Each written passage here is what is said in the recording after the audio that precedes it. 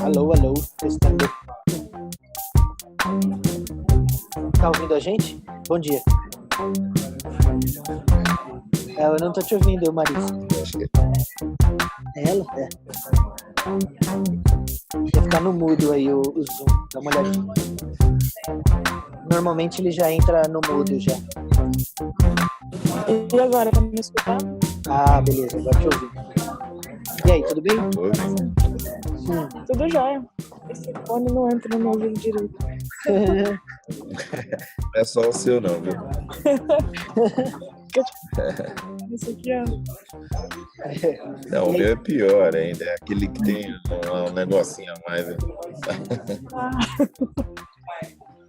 E aí, tá gostando do primeiro dia? É o primeiro dia, né? É sim. Tô gostando. Bem bacana. Legal. Já bem... falaram pra me acalmar, porque... né? Tipo... Tá ansiosa? Expectativa, né? É normal, é. Ah, fica tranquila, é uma empresa maravilhosa. Eu sou novo também na Everest, é meu terceiro mês. Bastante gente nova no time. E é um ótimo time, você vai gostar bastante, tenho certeza. Então, bem-vindo aí. Eu tô ansiosa pra conhecer, obrigado. Ah, legal. Amanhã a gente vai estar aí, então a gente vai conseguir interagir com mais pessoas do time ao vivo, tomar café, que a galera ama café. E aí a gente troca ideia com mais calma, tá? O Verney, é assim que pronuncia seu nome, meu amigo? Verney? Verney, isso. Nós temos algumas pessoas que foram convidadas também, que são pessoas que estão ou já foram alocadas na Vivo, que é um projeto que a gente tem, e o Conrado e a Isa, que são Agile Coaches do COI, pediram para eles participarem também. Eles têm interesse em conhecer um pouco sobre esse tema, tá? Aí eu vou pedir para vocês colocarem no mudo, porque a gente vai gravar a sessão, para não ficar chiado, tá? Eu já comecei a gravar, já apertei o botãozinho maravilhoso aqui. Então vamos lá. Eu vou falar um pouco sobre mim e depois a gente começa a falar aí sobre o nosso tópico, tá? Que as coisas são relacionadas.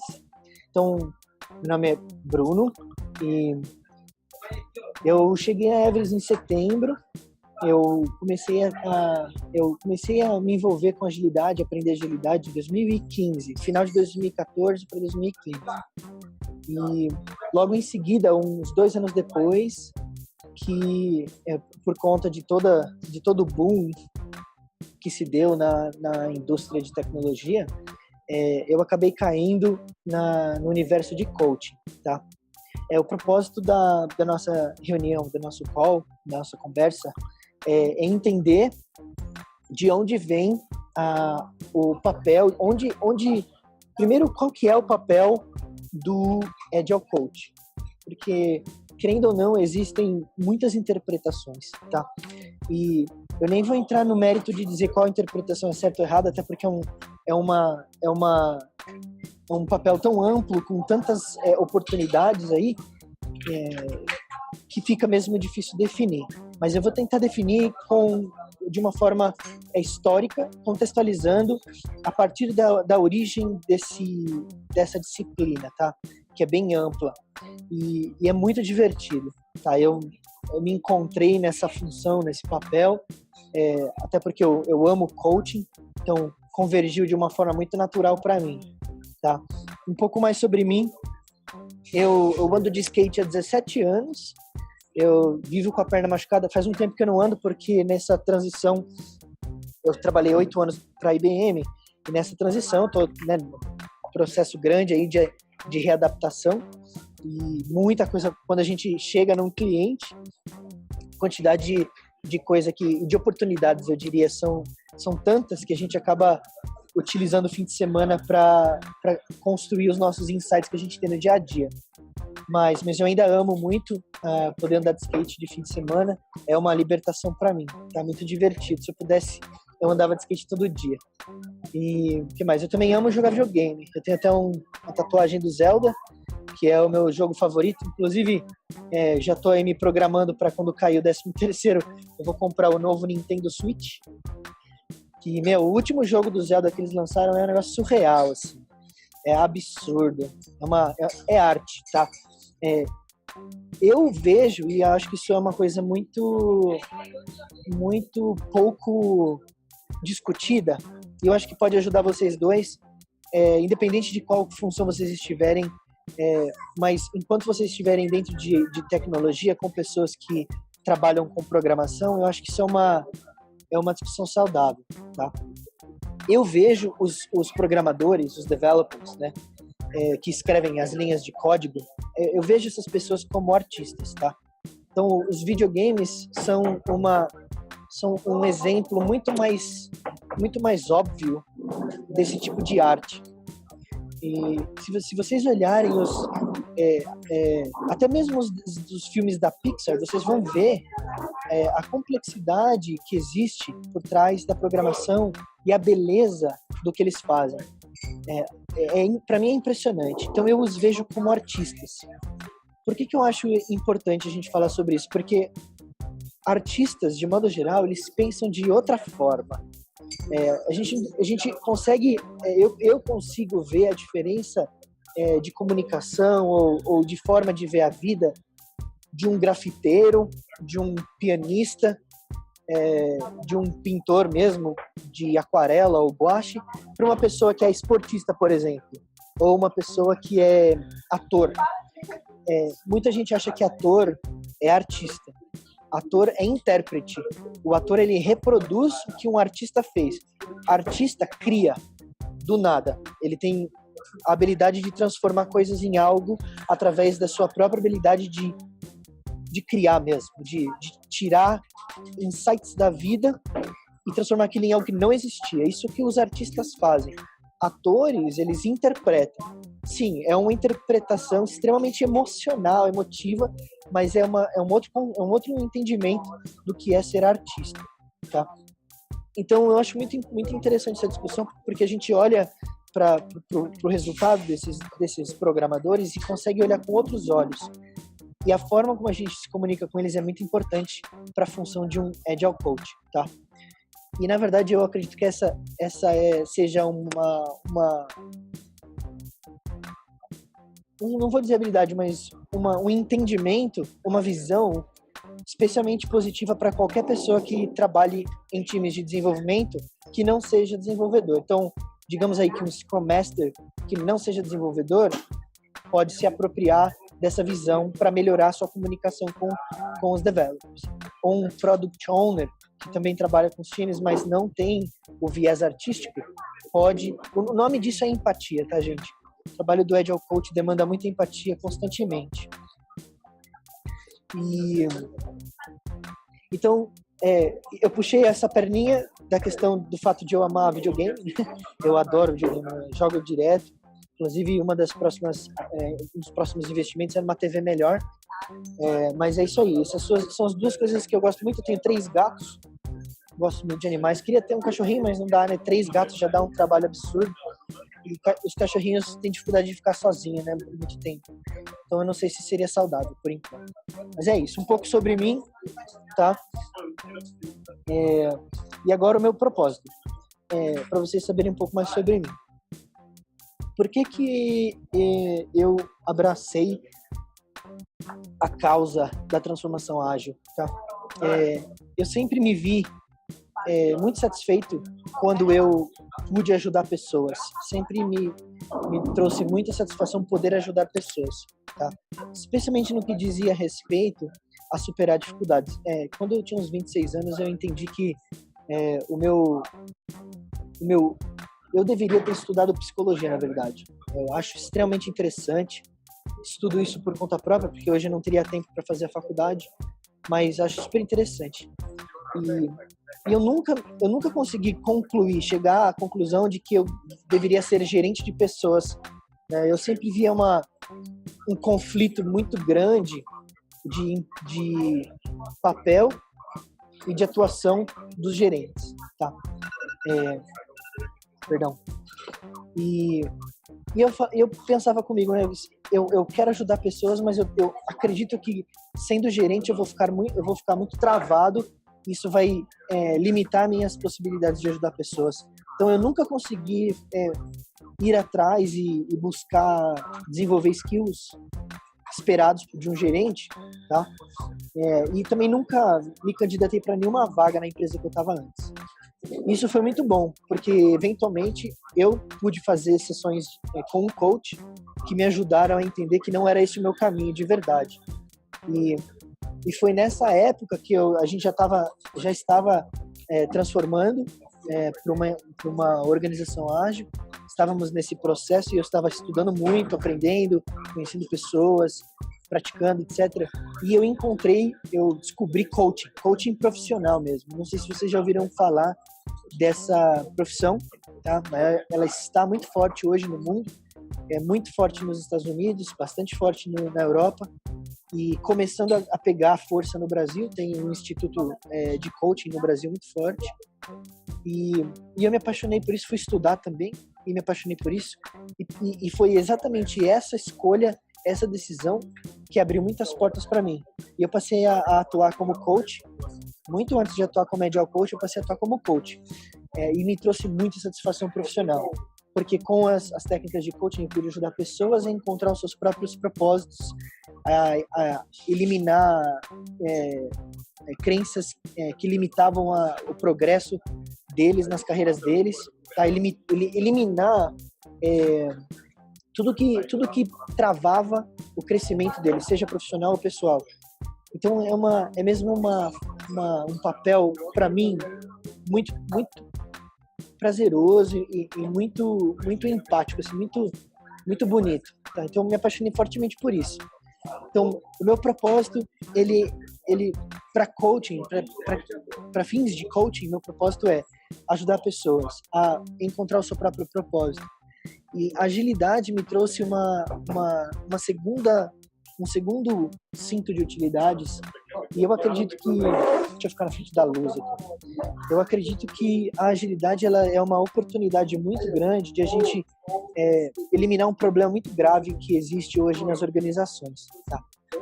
De modo geral, os estudos mostram que algumas das principais doenças que a gente tem remetem ao nosso estilo de vida, tá? E que doenças são essas? Ansiedade, depressão e câncer. Essas três doenças, que são doenças muito comuns na nossa vida, na nossa sociedade, elas estão, as três, intrinsecamente conectadas a um fator muito específico, que é o alto índice, os altos níveis de estresse nos nossos relacionamentos, tá? O estresse, ele está presente no diagnóstico dessas três doenças. Pressão no trabalho, cobranças irreais, incoerentes, né? Abuso intelectual, abuso emocional no trabalho, entre outros tipos. Pressão para atingir meta, tudo isso aumenta muito o nível de estresse nas pessoas e a gente adoece. Eu vejo a agilidade como uma oportunidade de a gente buscar reduzir esses níveis de estresse, porque ela promove um ambiente mais saudável, um ambiente mais aberto, onde a gente pode errar, onde a gente pode pedir ajuda, a gente pode estar vulnerável, coisa que não existia antes. Então eu abracei esses dois. E foi aí que eu descobri que existia a função do Agile Coach e eu achei extremamente... foi mesmo uma sorte muito grande perceber que existia esse papel aí. Então, esse é o meu propósito. Meu propósito é ajudar pessoas e ajudar organizações a viverem com com mais saúde, tá? Reduzir os níveis de estresse nas organizações para benefício de todos, tá? Benefício de todas as pessoas que estão ali dedicando suas vidas àquela corporação, tá? Vocês estão me ouvindo bem aí? Beleza. Então vamos lá. Hoje nós estamos aqui para falar sobre o papel do Agile Coach, tá? E a origem dele. Então, antes de falar do papel, a gente vai falar da origem. Por quê? Porque a origem, ela não só contextualiza, tá? Para a gente saber pontuar os marcos no tempo, de onde as coisas vêm. E é muito interessante, porque acredito que o Werner deva saber, mas a agilidade foi criada a partir de uma necessidade muito especial. Na década de 80, eu vou falar sobre a origem da agilidade para depois falar sobre a origem do Agile Coach, e depois a gente fala sobre as funções, papel e os skills necessários para a gente ser Agile Coach hoje, tá?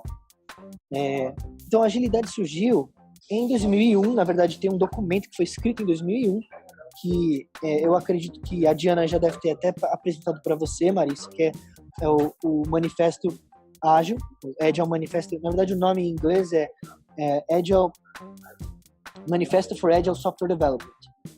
Então, esse documento foi escrito em 2001, porém, ele foi escrito baseado em uma dor, baseado em uma experiência. Essa experiência, ela começou em no início de 1990, na década de 90. Na década de 80, tá? Começou-se uma discussão sobre o equilíbrio e a saúde da vida das pessoas nas corporações e nas empresas, de modo geral. Então, começou-se a se questionar as altas cargas horárias, longas cargas horárias de trabalho, que antes eram fixas em 8 horas, estavam ultrapassando 10 horas, coisa que era menos comum. Então passou-se a se questionar, bom, qual é a necessidade que a gente tem de falar sobre o equilíbrio saudável entre trabalho e vida? E a década de 80 foi onde começou esse discurso, essa busca. E foi com a construção e desenvolvimento de muitas tecnologias que permitiram o trabalho remoto. Na década de 90, essa foi uma solução para reduzir um pouco a insatisfação dos funcionários e melhorar a qualidade de vida deles. Então, na década de 90 houve um boom de trabalho remoto. As pessoas passaram a trabalhar de casa, muitas pessoas passaram a trabalhar de casa, até porque o nosso trabalho era mais, e ainda hoje, existem muitas funções que são muito dependentes de um computador e não necessariamente de estarmos fisicamente no lugar, o que justificava essa busca, tá? E por um tempo isso funcionou. Os indicadores mostravam que eles estavam recuperando dinheiro, porque não existia mais uma necessidade de deslocamento, pessoas trabalhavam mais horas, produziam mais,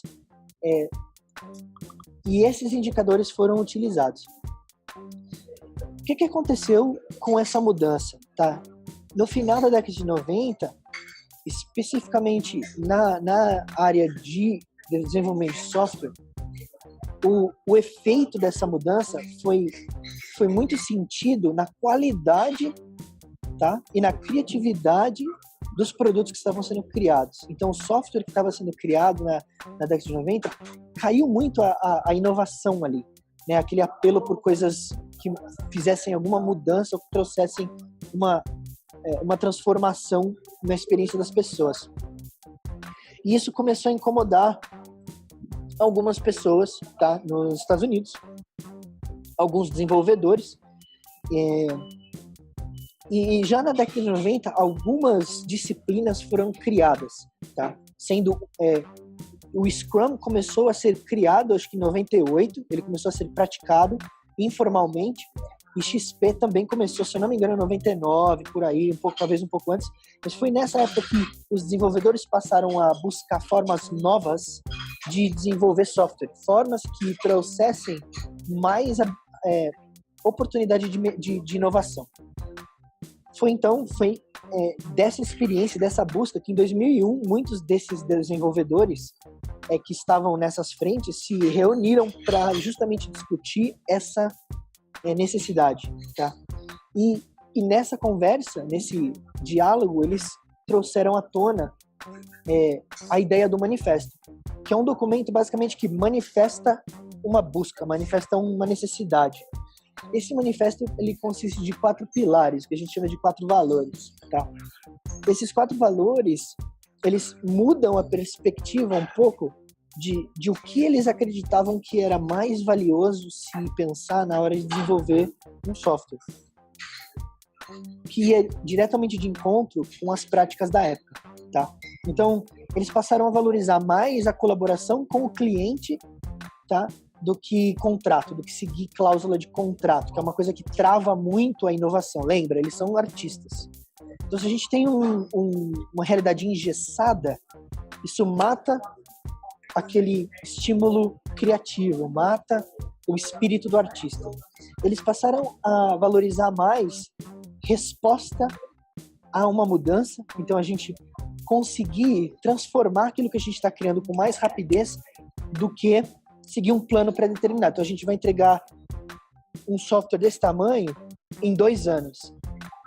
O que a experiência em projetos trouxe para essas pessoas, em desenvolvimento trouxe para essas pessoas se a gente desenvolve uma aplicação por muito tempo, lá na frente a gente não tem tanta habilidade de modificar essa aplicação. Porque a quantidade de linha de código e a quantidade de funcionalidade já criada faz com que qualquer mudança expressiva se torne cara ou inviável, porque é cara e a gente vai levar mais 1 ano.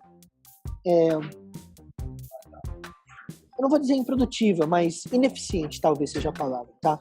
Então passou-se a se valorizar mais essa resposta rápida à mudança, que remete à questão de, beleza, eu estou colaborando com o cliente. Nessa colaboração constante, que é uma coisa que não existia, o que eu posso tirar de expectativa e de experiência já imediata ali, para já implementar isso na ferramenta, na aplicação, no produto, e transformar o produto, caminhar junto com o cliente na direção do que ele precisa.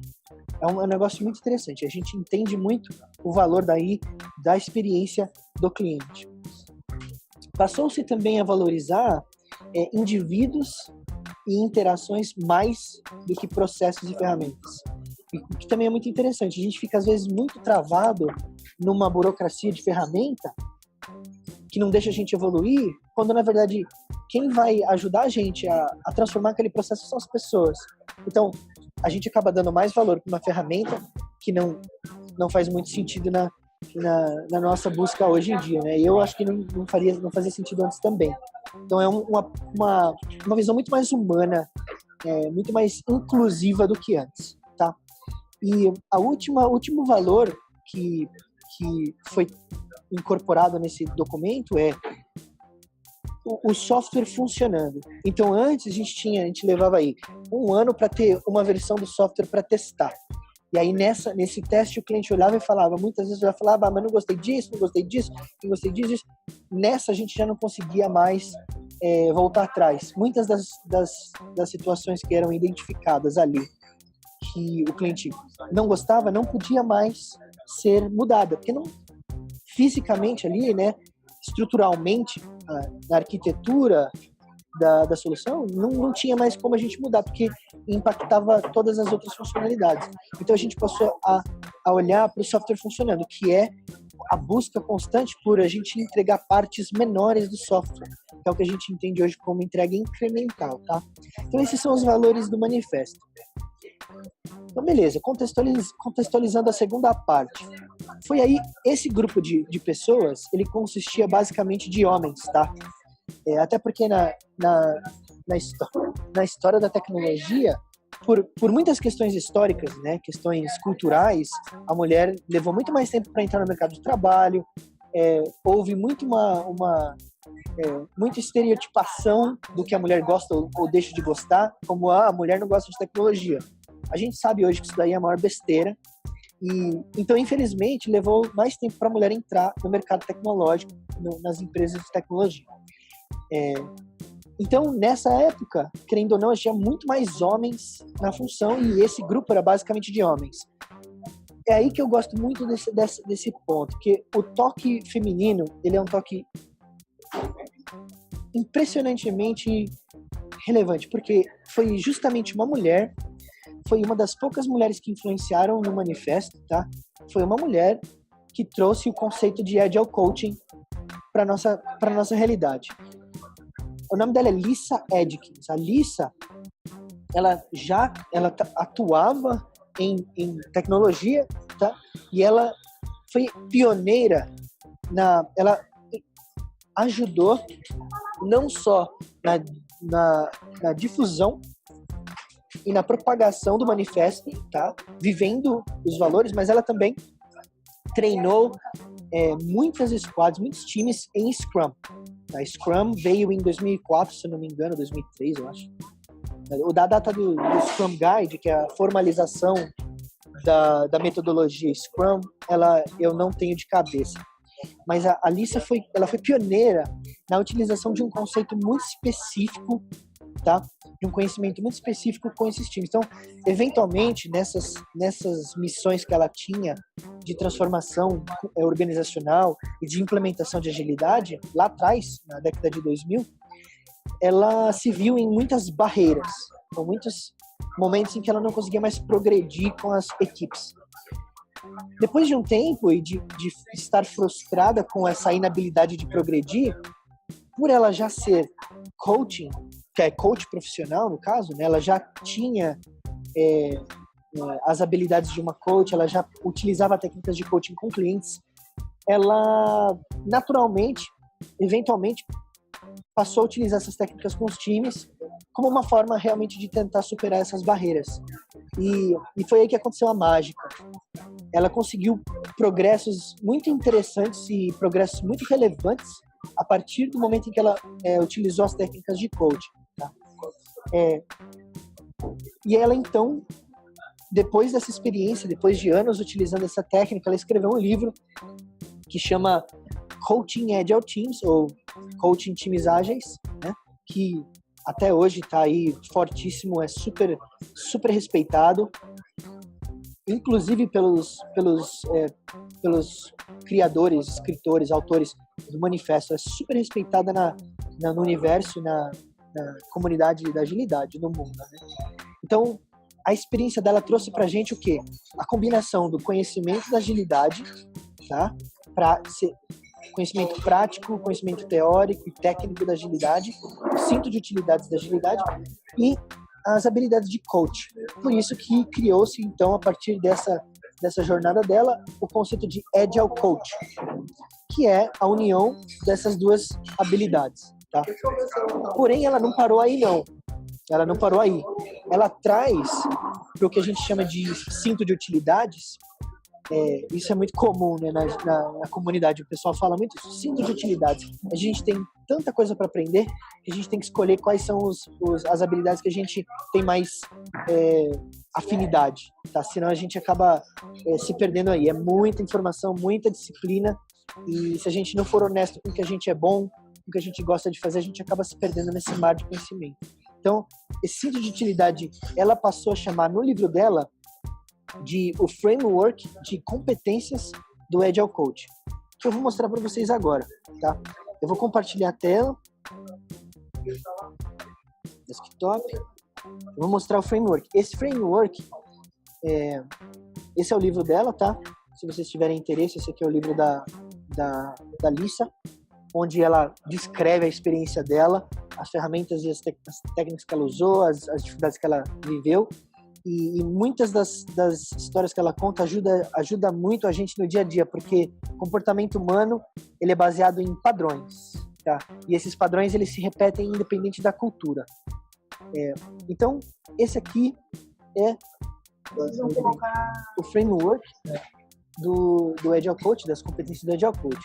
É justamente aqui que a gente começa a trabalhar que tipo de habilidades um Agile Coach precisa ter no dia a dia para que ele possa acessar essas habilidades, essas ferramentas e tirar o máximo proveito daquela interação, daquele relacionamento com os times. Tá? Até por isso que é super difícil a gente ter um Agile Coach com mais do que 10 times.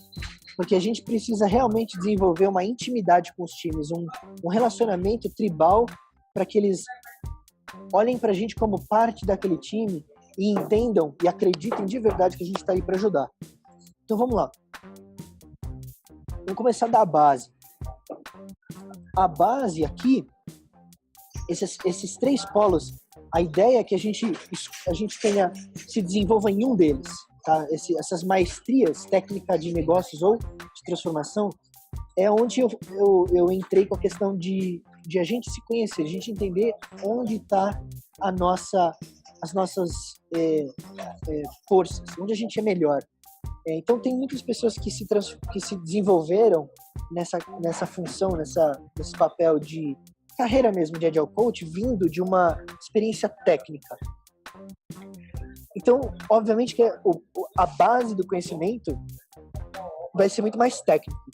E a gente tem aí a maestria técnica que auxilia esse coach a convergir e a se conectar com os times. A gente tem coaches que vêm de uma experiência de negócios, tá? Então, a habilidade de traduzir para os times expectativa de cliente, por exemplo, ou expectativa para o produto. Qual que é o melhor objetivo para aquele produto, que tipo de dor o mercado tem hoje, tá? E a terceira maestria e base para o conhecimento do Agile Coach é o conhecimento de transformação, que é muito mais uma busca por entender comportamento humano, expectativa, emocional, coeficiente emocional, neurociência, e coaching traz também muito isso. Eu me identifico muito nessa parte, tá, gente? Nessa parte de transformação, eu me identifico muito. Eu trabalho muito, eu busco muito formas de entender, por exemplo, o que compõe uma cultura, o que constrói uma cultura, o que orienta o comportamento defensivo, reativo, negativo das pessoas, comportamentos disfuncionais, tudo que remete às dificuldades de uma transformação. São as informações, é o conhecimento que eu busco para me ajudar a convergir e a conectar com as pessoas, para mostrar para as pessoas que eu entendo o lado delas, que eu entendo as dificuldades que elas estão passando, para que juntos a gente consiga remover esses desconfortos, esses medos, tá? Então essas são as 3 maestrias de base. Mas eu preciso ter todas? Não precisa ter todas. Uma só é suficiente, tá? O mais importante é que seja escolhida uma base que faça sentido com o que você gosta de fazer. Por exemplo, eu não me importo muito com a parte mais técnica. Eu, na verdade, nem tenho muita facilidade. Eu acho meio difícil aprender questão de arquitetura, engenharia. Isso, para mim, é um negócio que não me traz muita satisfação. Então, por que eu vou investir tempo nisso? Isso não vai me fazer feliz e, consequentemente, não vai me fazer um bom coach. Porque eu não vou estar com o meu corpo, não vai estar com uma energia boa, maximizada para que eu possa servir essas pessoas bem, tá bom? Mas se você tiver a habilidade de ter duas maestrias, tanto melhor, é bem bacana. O que eu estou fazendo hoje é isso, eu estou investindo em Product Management, Product Ownership, para entender mais de negócio, mais de produto, prototipação, para que eu possa trazer um pouco de conhecimento na parte de negócio e ajudar mais nessa parte também. Agora vamos para a parte da esquerda aqui, ó. Da minha esquerda. A gente tem mentorização e a gente tem teaching. Teaching é basicamente ensino, técnicas de ensino. A ideia aqui é que a gente pratique ao máximo e busque ao máximo entender de que forma as pessoas aprendem e utilizar esse conhecimento para maximizar a aprendizagem dessas pessoas, o aprendizado das pessoas com que a gente vai trabalhar. Então, por exemplo, a gente já entende, a gente já sabe que nós absorvemos conhecimento através de várias experiências. A gente aprende ouvindo, a gente aprende vendo, a gente aprende escrevendo, a gente aprende ensinando e a gente aprende errando, tá? Então, entendendo isso, a gente vai poder olhar para as pessoas do time e falar, tá bom, quem aqui nesse time precisa escrever, precisa errar, precisa repetir muitas vezes o conhecimento para fixar e ajudar essas pessoas a se conhecerem para que elas possam maximizar o aprendizado delas e realmente absorver Scrum, Kanban, algum tipo de disciplina técnica ou teórica, para que isso possa influenciar positivamente no trabalho deles. Tá? Mentorização, não sei se vocês conhecem o conceito de mentorização, mas mentorização é quando a gente ensina baseado em experiência. Então, eu vou ensinar o pessoal baseado no que eu aprendi no passado em cargos de Scrum Master ou em cargos onde eu observei um Scrum Master ou era um team member ali, um membro de um time, de uma equipe, e pude vivenciar isso na prática e vou ensinar através disso.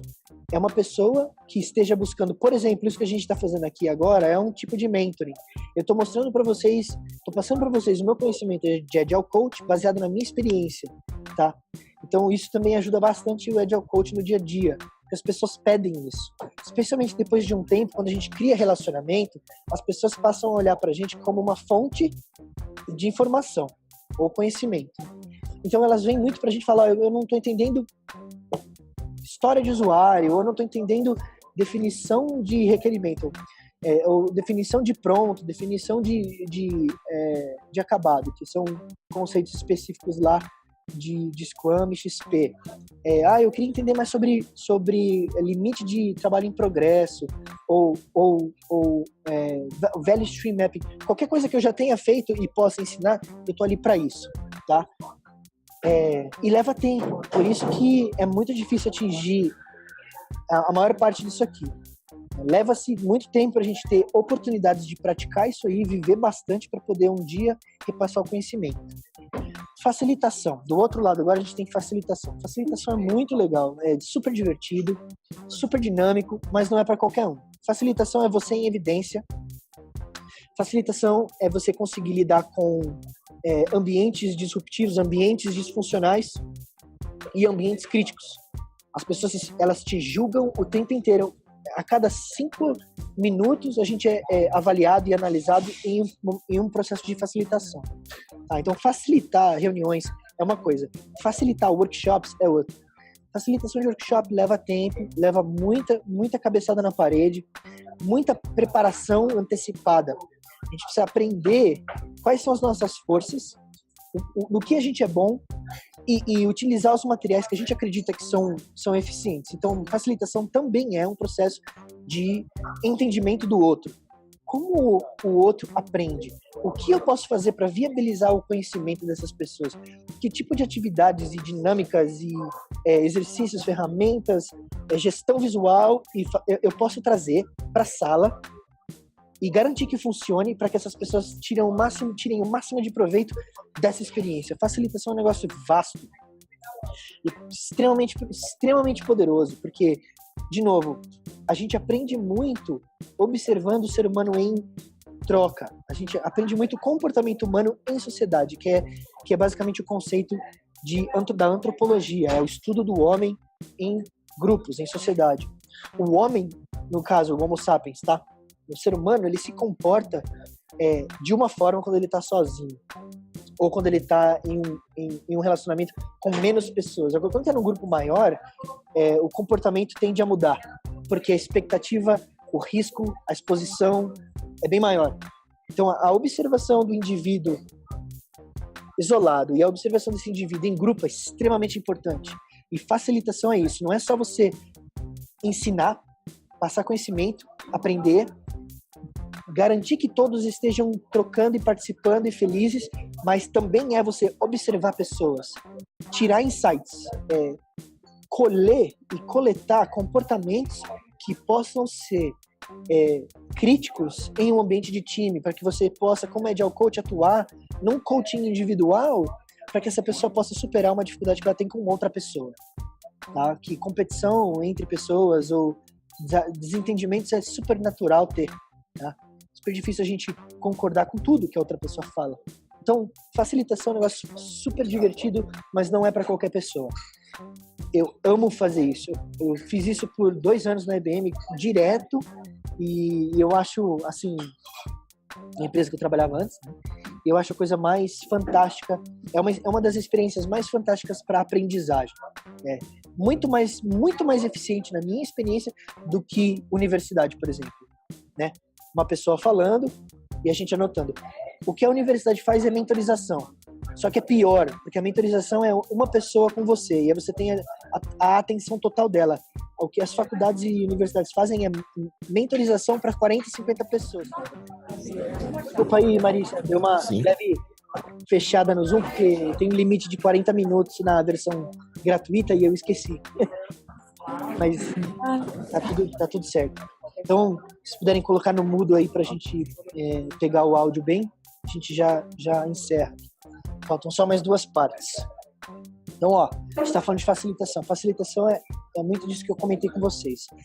E facilitação foi uma das experiências que mais me ajudaram a aprender, porque eu, pessoalmente, eu aprendo de 2 formas. Eu aprendo repetindo aquilo, né, exercitando ao máximo, lendo bastante, desenhando. Em desenhos eu aprendo bastante, tá? O que eu faço hoje eu pego uma disciplina e eu crio um material de um workshop, e nesse processo de criar o material do workshop eu aprendo.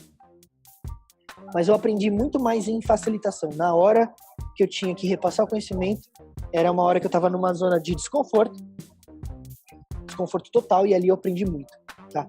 Então, facilitação é um dos pilares fortíssimos do Agile Coach e que faz muita diferença no dia a dia, tá bom? Até porque a amplitude de conhecimento que a gente tem que trazer, ela é bem vasta, tá?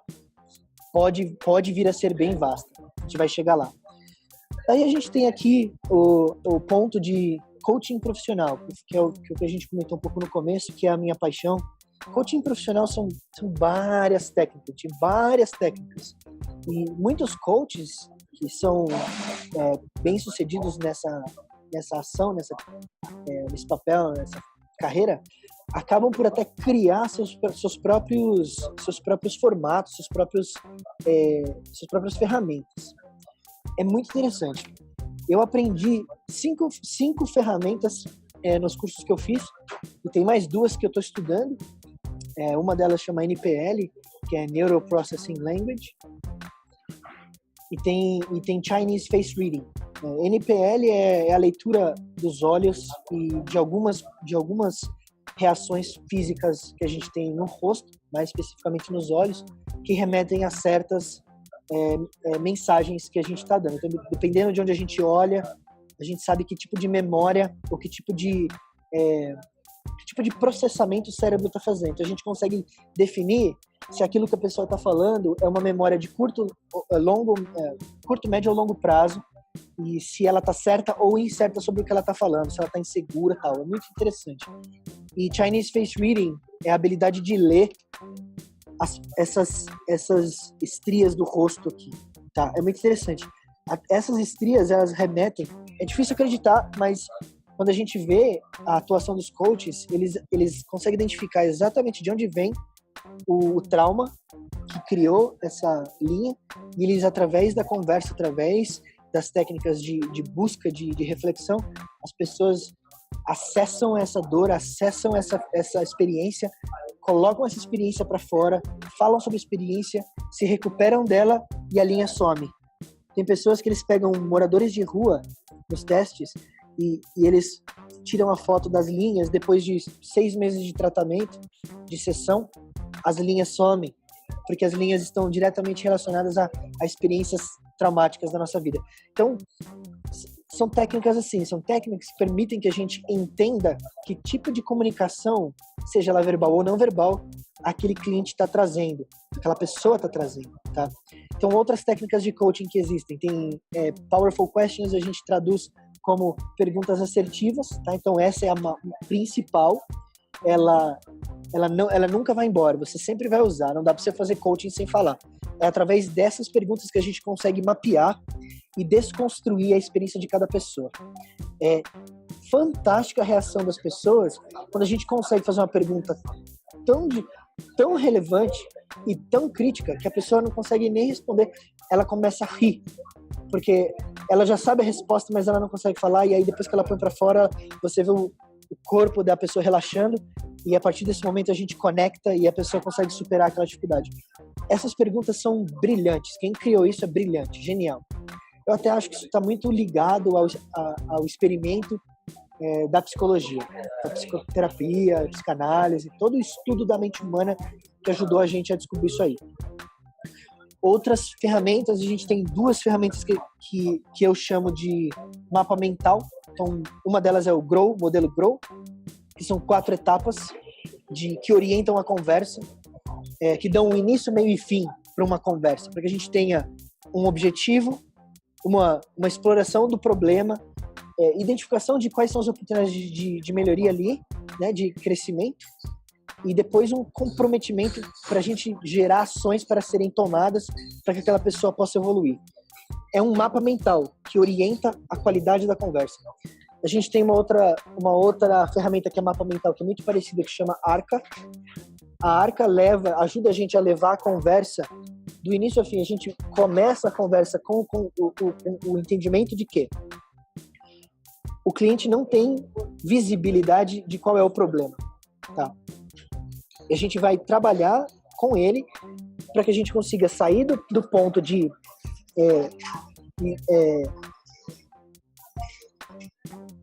busca por entender qual que é o problema, ou seja, a gente não sabe, né? A palavra em inglês é awareness, a falta do awareness, né?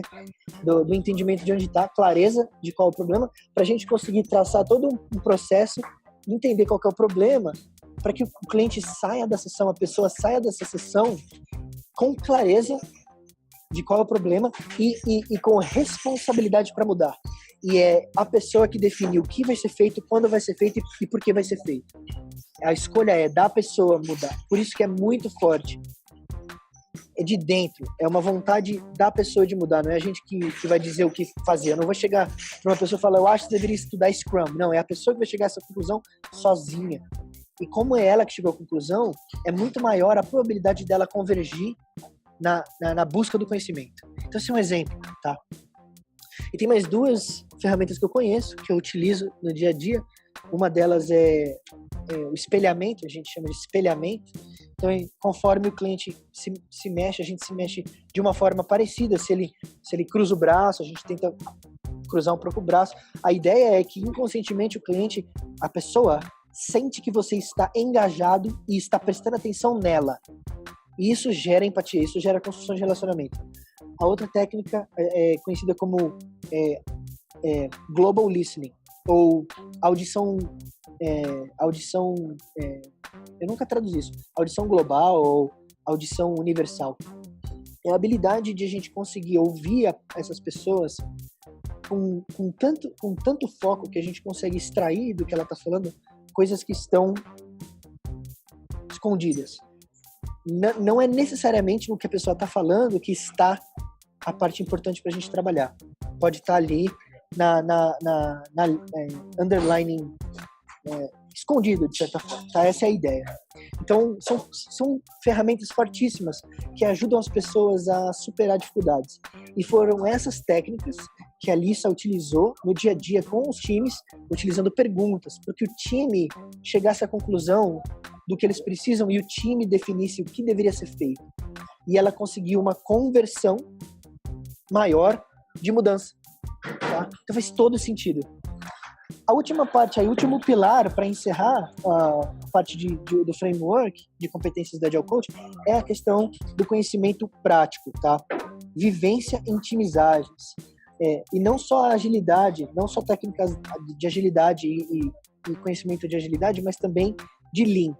Porque na experiência dela, ela utilizou técnicas de Lean, Lean Manufacturing, tá?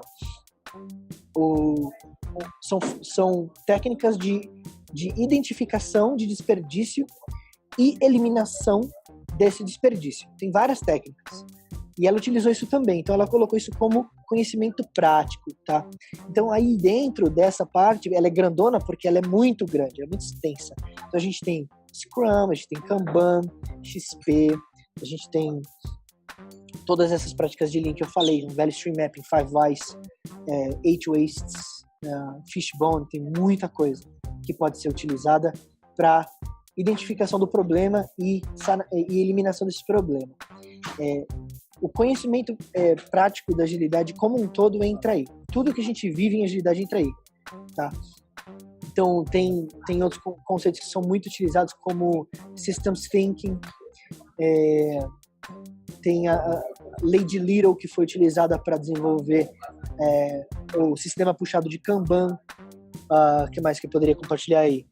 Management 3.0, o entendimento do que é discovery e o que é delivery, porque são as duas etapas do processo criativo. Então a gente tem o pré e tem a gente tem o pré, a gente tem o delivery e tem o pós, que é o deployment.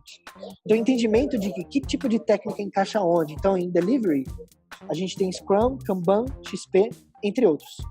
Aqui em Discovery a gente tem outras disciplinas, como Design Thinking, ou Inception, ou Inception Enxuta, ou Lean Inception, ou Design Sprint, que é uma que eu estou aprendendo agora. Então, assim, tem uma porção de disciplinas. É aí que eu falo que tipo de ferramentas fazem mais sentido para um Agile Coach.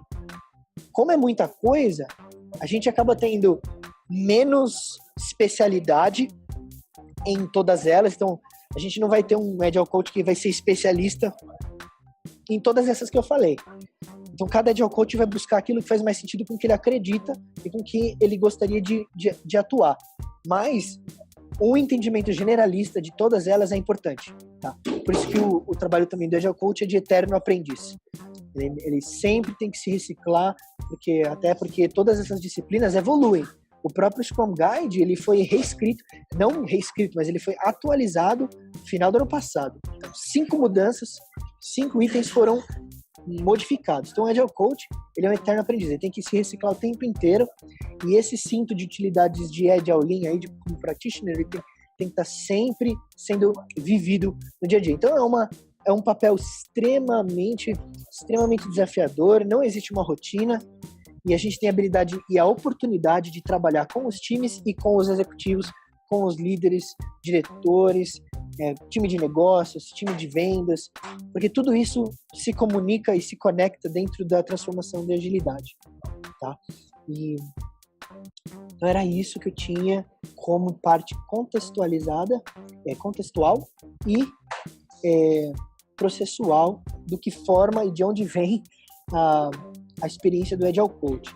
Deixa eu finalizar aqui a tela para a gente voltar. Stop share. Voltamos. Então agora eu vou fazer o seguinte, eu abri para perguntas.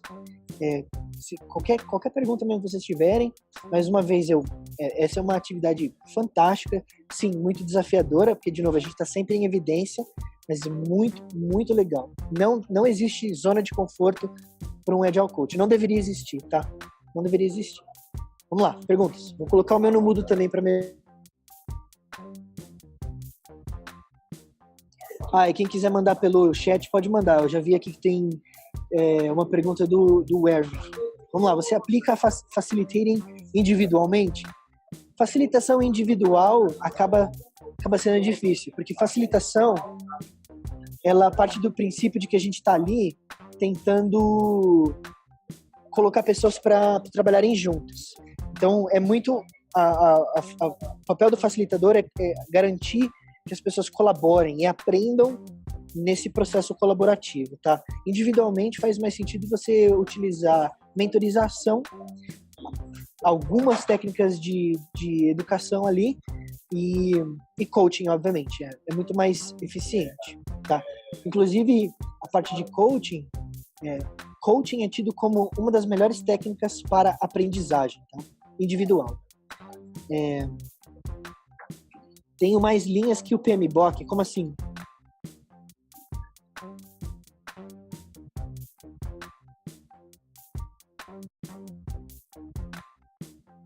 Tenho mais linhas que o PMBOK. Você diz mais frentes, mais conteúdo para estudar? Vamos lá, vamos esperar você mandar. Ele vai cair na hora.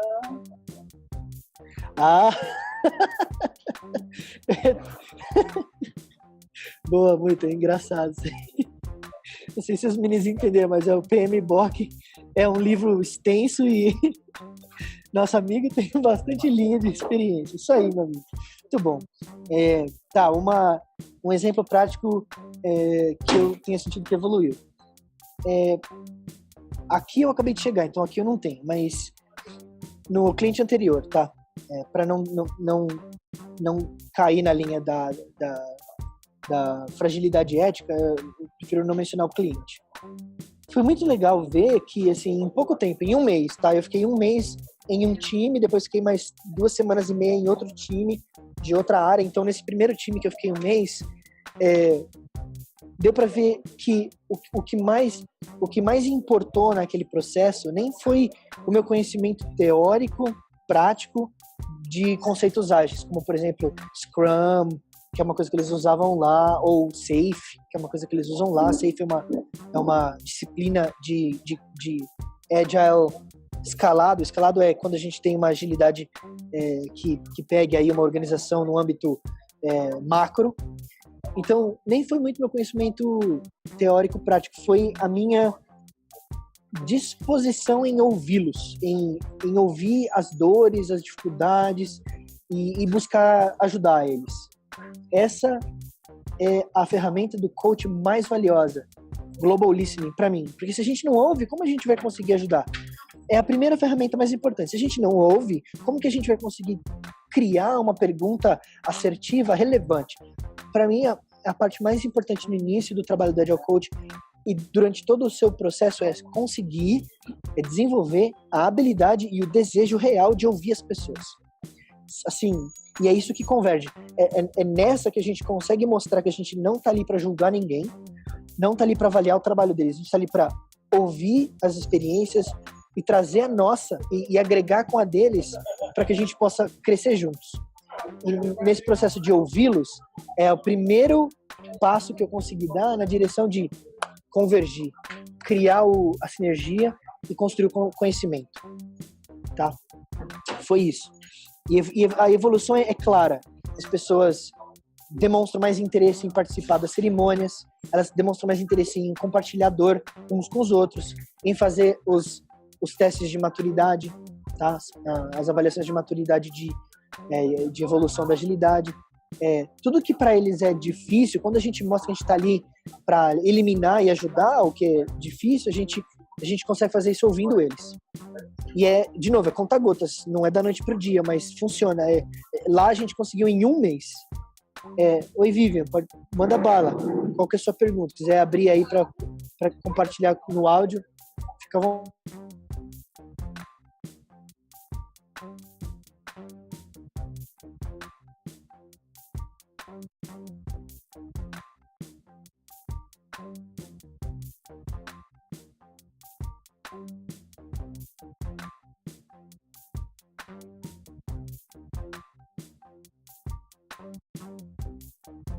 Tá bom.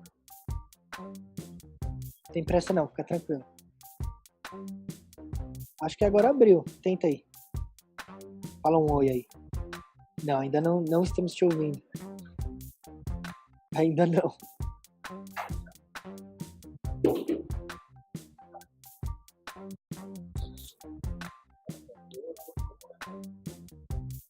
Tá bom. Vamos lá.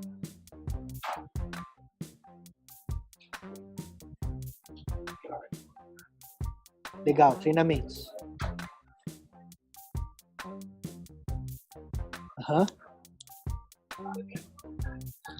Para entender as pessoas.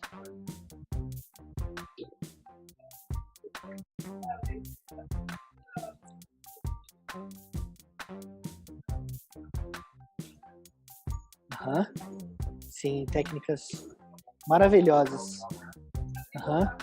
Legal.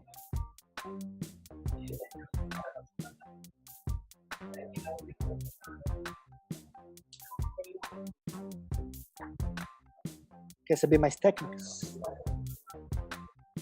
Legal. Antes de falar dos cursos, uma das eu fiz uma das técnicas que é sensacional, brilhante, que eu aprendi com o Steve, que é uma dinâmica que chama dinâmica dos comportamentos disfuncionais. É a dinâmica do quebra-cabeça, na verdade. Eu pretendo, eventualmente, ensinar o pessoal do COI para que eles possam levar para os clientes e aí rodar com vocês. Super fácil. Essa dinâmica ela leva 15 minutos. É uma dinâmica que a gente usa um quebra-cabeça gigante e coloca o time inteiro para construir esse quebra-cabeça junto. E o que a gente consegue extrair dessa dinâmica? A forma como as pessoas se comportam na construção do quebra-cabeça, a gente tem um limite de tempo muito curto, de 3 minutos. Esse limite, ele gera uma urgência nas pessoas. Então, eles sabem que eles têm que acabar em 3 minutos para ganhar a dinâmica, né? Ganhar o prêmio. Então, as pessoas saem montando que nem loucas. Só que aí que tá a parte legal. Não é todo mundo que sai montando. São só algumas pessoas que saem montando, outras ficam em volta e outras não se pronunciam, ficam observando e tentando ajudar de outra forma. Esses comportamentos, eles nos mostram que tipo de comportamento aquela pessoa está mais propícia a ter durante o dia a dia. A gente mapeia comportamentos disfuncionais. Esses comportamentos disfuncionais ajudam a gente a saber quais são as pessoas mais que têm maior dificuldade de falar.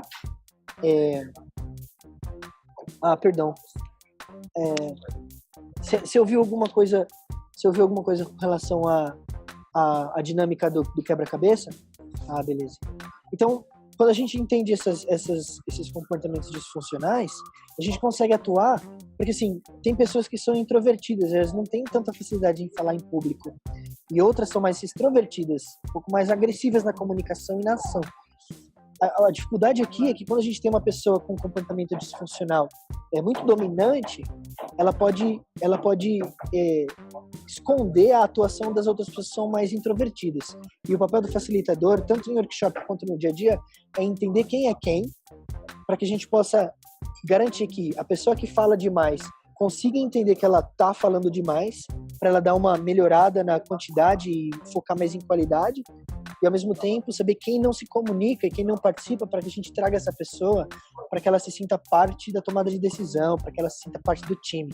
Tá? Tudo isso no objetivo único de construção de time. Tá?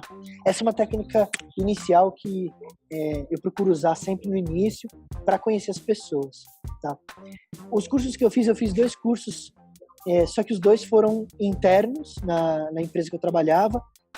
Um deles com certificação da ICF, que é a International Coaching Federation, que é a certificação internacional.